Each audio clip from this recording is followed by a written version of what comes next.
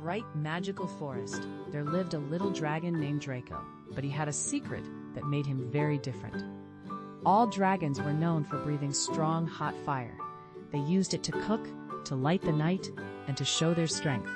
But Draco tried again and again, and instead of fire, he blew out tiny, floating bubbles. The other dragons laughed. "You are not a real dragon," they said. Draco felt sad and alone. One dry afternoon, a spark from a careless campfire started a small flame in the forest. The wind blew stronger and stronger. The small flame grew into a big, dangerous fire. The dragons rushed to help. They breathed fire to fight it, but it only made the flames grow bigger. Animals ran in fear. Birds flew away. The magical forest was in danger. Draco watched with a shaking heart. "I want to help, but I don't have fire," he whispered. Then he remembered his bubbles. "Maybe, just maybe," he said, taking a deep breath. Draco blew a stream of bubbles toward the fire. The bubbles floated gently and landed on the flames.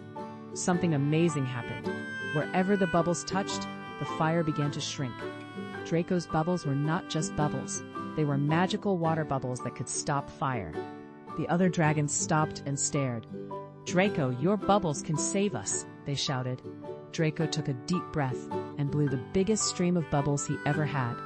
The sky filled with shining bubbles. The bubbles covered the flames one by one until the fire slowly disappeared. Soon, the forest was safe again. The fire was gone, and the trees stood tall once more. The animals returned, and the dragons gathered around Draco with smiles instead of laughter. "You saved us," they said. "Your bubbles are more powerful than fire." Draco smiled for the first time. He was different, and that made him special. From that day on, Draco proudly blew his bubbles across the magical forest, and no one ever laughed again. Instead, they cheered for the little dragon who turned bubbles into bravery.